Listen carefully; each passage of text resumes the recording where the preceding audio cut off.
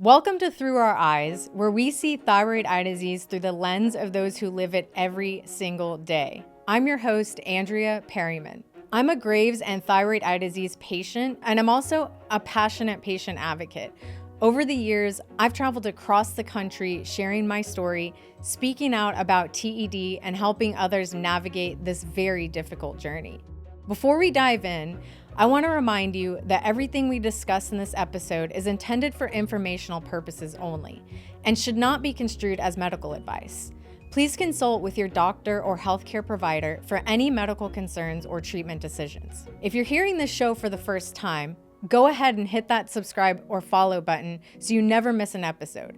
And if you're joining us on YouTube, hey, welcome. Don't forget to click that subscribe button too. For those who may not know, thyroid eye disease, or TED, is a serious autoimmune condition that affects the muscles and tissues around the eyes.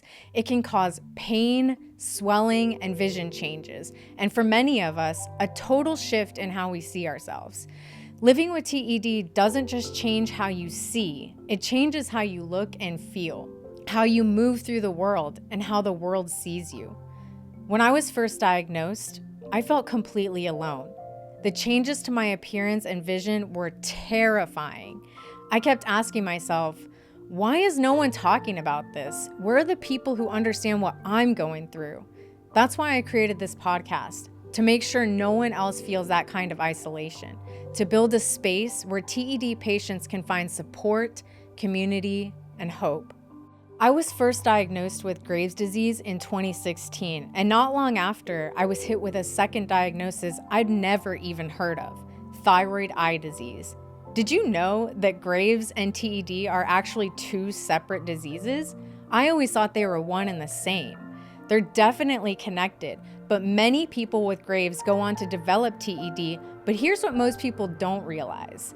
You can have TED even if you've never been diagnosed with Graves' at all. I remember thinking, wait, what? And back in 2016, there really weren't many treatment options available for TED. When I was first diagnosed, I kept hearing the same thing from doctors. I'm sorry, but there just isn't much we can do for you right now. We'll just have to wait and see. I can't even begin to explain how frustrating and honestly hopeless that felt. TED completely turned my entire world upside down, and it took me years to rebuild my life, to reclaim the pieces of myself that felt stolen by this disease. Like so many rare conditions, TED was once overlooked and underrepresented. But now, things are changing. We're finally in a time when TED is starting to get the attention it deserves. And that's why I'm so excited to bring you this podcast, to share real, unfiltered stories from people living with thyroid eye disease. Because our stories matter, and when we share them, we remind each other that we're not alone. So let's get into today's story, because it's a powerful one. Today, I'm honored to introduce you to Justine. Her journey with Graves' disease and thyroid eye disease spans more than 2 decades. And let me tell you, she's not just a patient, she's a powerhouse. Her resilience, her advocacy, her wisdom, it's all next level. Justine's path to healing wasn't easy, but her story is a reminder that with the right support, the right treatment, and the right mindset, healing is possible.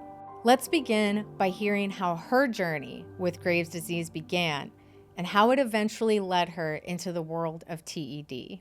I had Graves first, and then I did radioactive iodine. That's how it kicked off for me. That was 2000, 3 years later.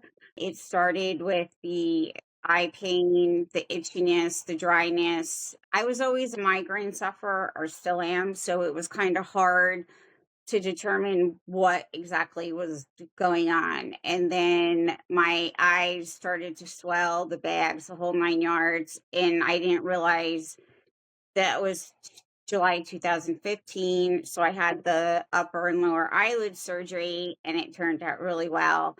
And then a year later, I started all over again with the dry, itchy eyes, light sensitivity. Like so many patients, thyroid eye disease didn't come crashing in with sirens or flashing warning lights. For Justine, it crept in quietly. a little irritation, some wateriness, puffiness, and a dull ache behind the eyes. At first, it felt like maybe it was just allergies, or maybe fatigue, or maybe nothing at all. But TED doesn't stay quiet for long.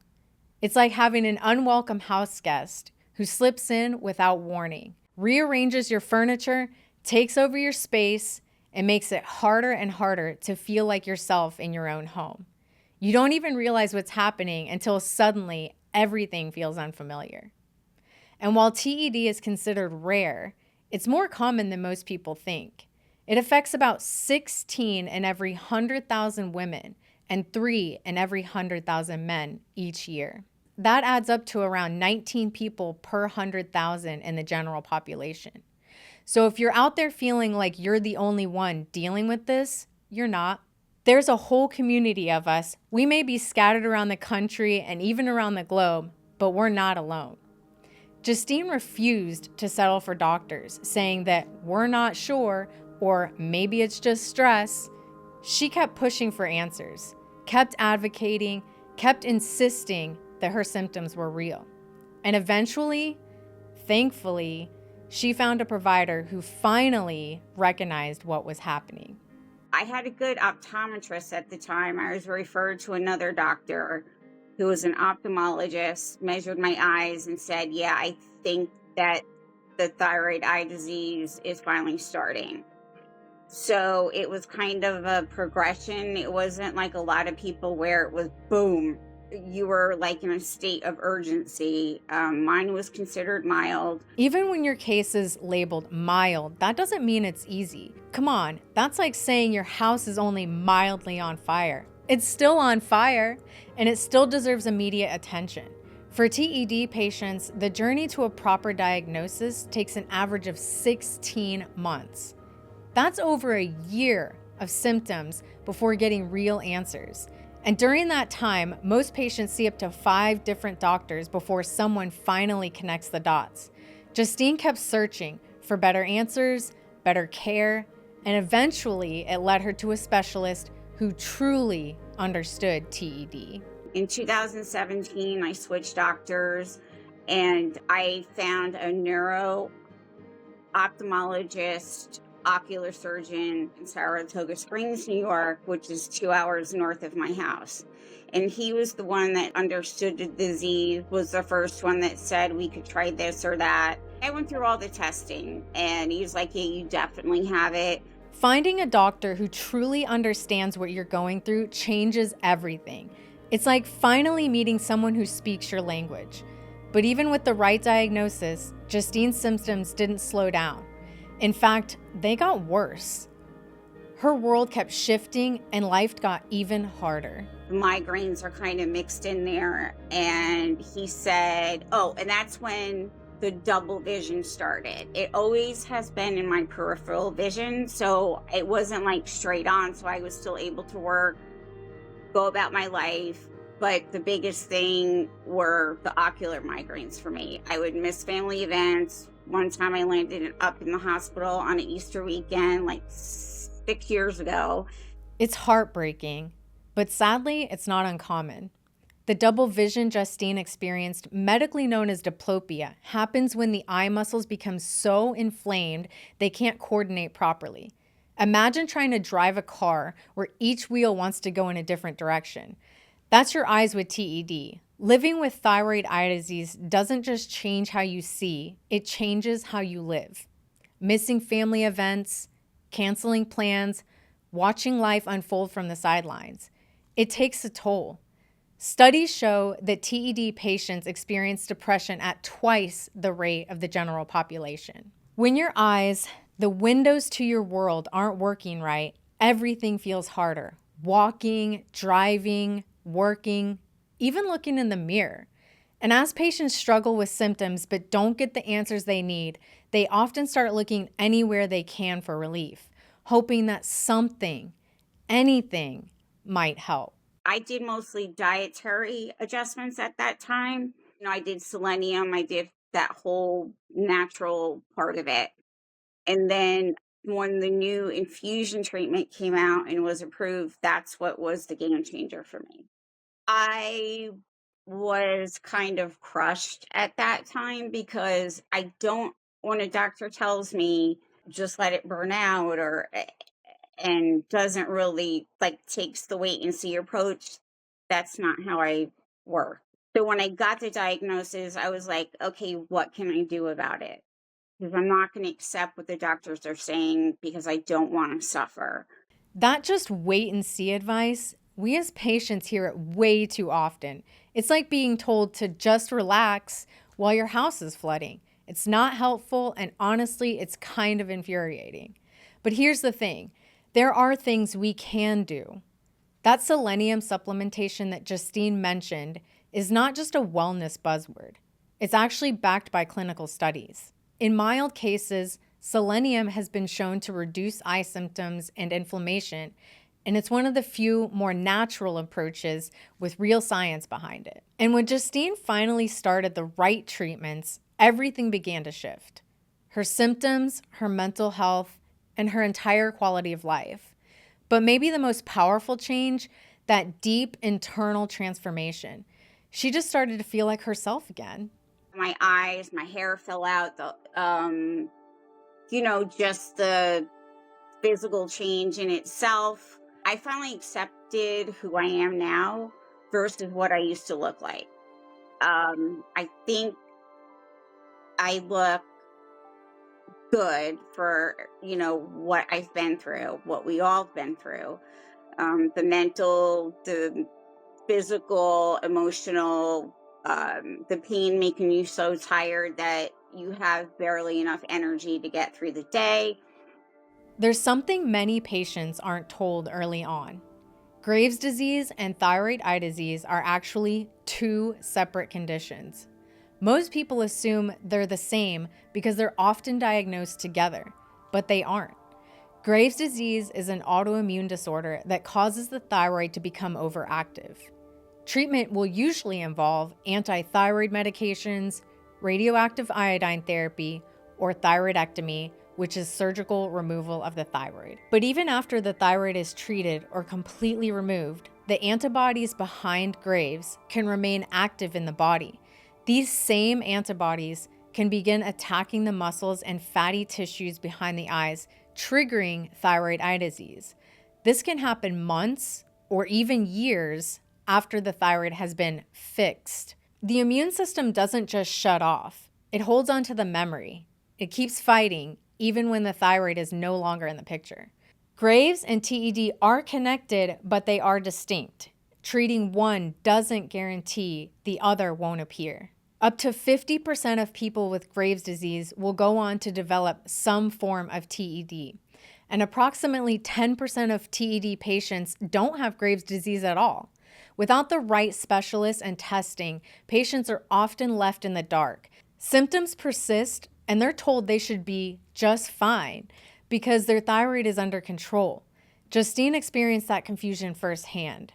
What she uncovered along the way changed how she saw her disease and gave her the clarity to take the next step toward real healing.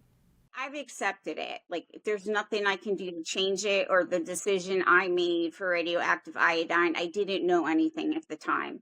And with this disease and dealing with Graves, I did everything I could that I could control. And then that was diet, supplements, knowing your numbers of the full thyroid panel, your Graves antibodies. People don't know that, okay, so you obliterated your thyroid, but your thyroid stimulating immunoglobulin is still there. So your Graves antibodies are going to attack another part of your body. And that's what when people say, oh, I'm just going to get it out. Well, I'm sorry, I didn't want my throat sliced open. I went with what I knew because at the time I was very, very sick as far as the Graves. But then when that was symptoms were gone, it kicked off the thyroid eye disease next. And if I knew back then, I wouldn't have done that. But again, this whole time, it's my journey. Everybody's journey is different. And it took me until October of 2024 when my eye doctor said, you're at 19 millimeters now. Your eyes are back in your head. I see mild inflammation, but I stay away from like alcohol, sugar, like processed food. Even though, yes, clinically I'm in remission. I have to check my blood work for the TSI though, but it was at the lowest level the last time. When Justine mentions her eyes being 19 millimeters, she's talking about something called proptosis, the forward bulging of the eyes caused by inflammation in TED. For context, normal eye protrusion ranges from about 16 to 18 millimeters, so getting back to that 19 millimeters is a major win for many TED patients. It means that inflammation is coming down. It means she's getting closer to herself again.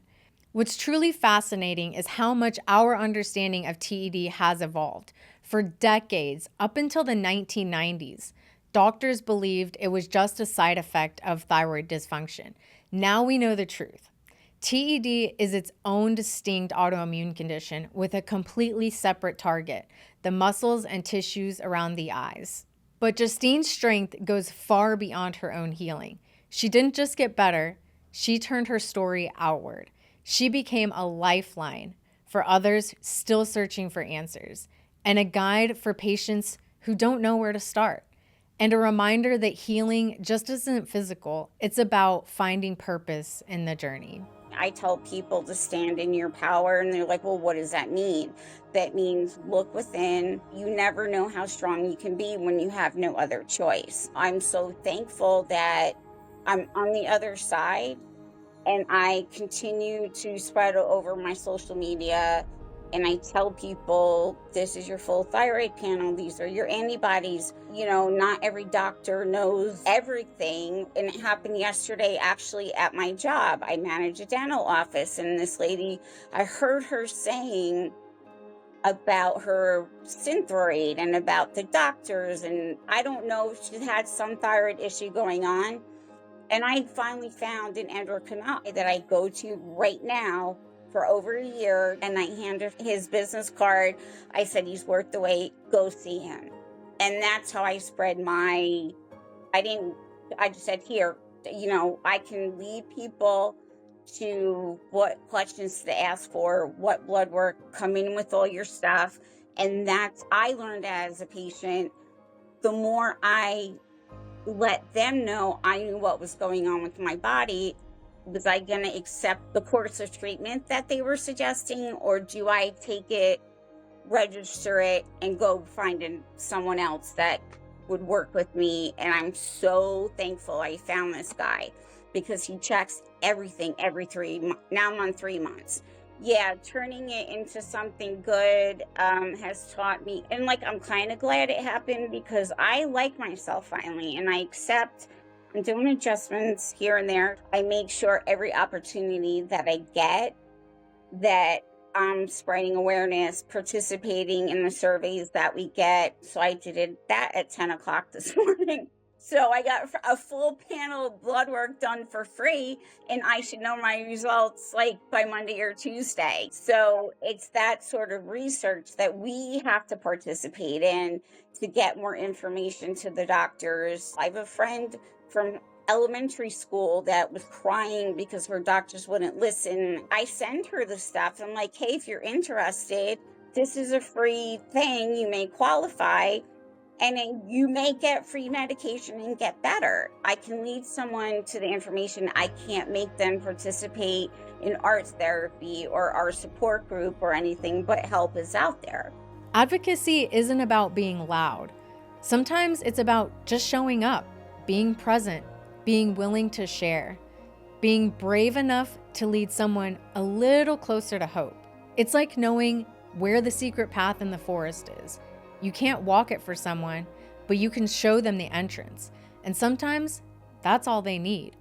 Research shows that patients who connect with support groups report significantly better quality of life than those who don't. Community matters. Connection matters.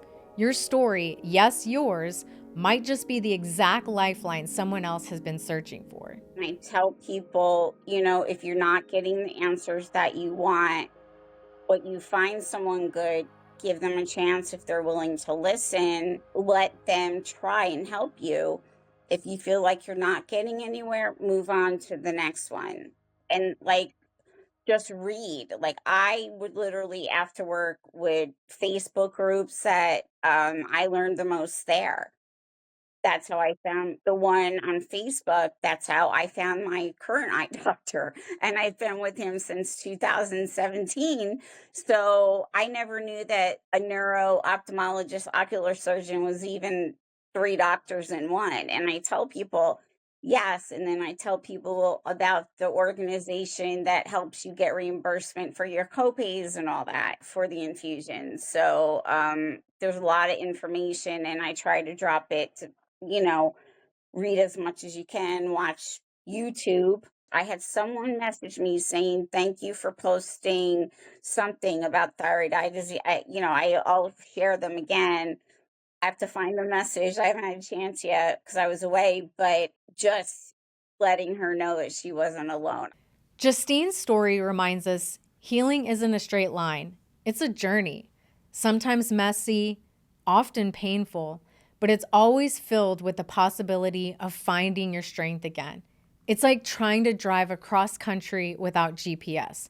There will be wrong turns, unexpected detours, and moments where you're sure you're completely lost, but somehow you still reach your destination. Through her honesty, her advocacy, and her relentless hope, Justine shows us what's possible. To every patient listening, your voice matters too. Speak up, stand in your power. You're not alone.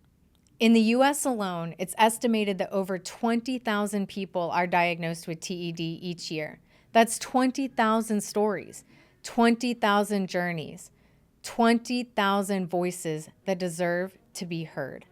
Thank you, Justine, for sharing your story. And thank you, listeners, for joining us on the first steps of Through Our Eyes.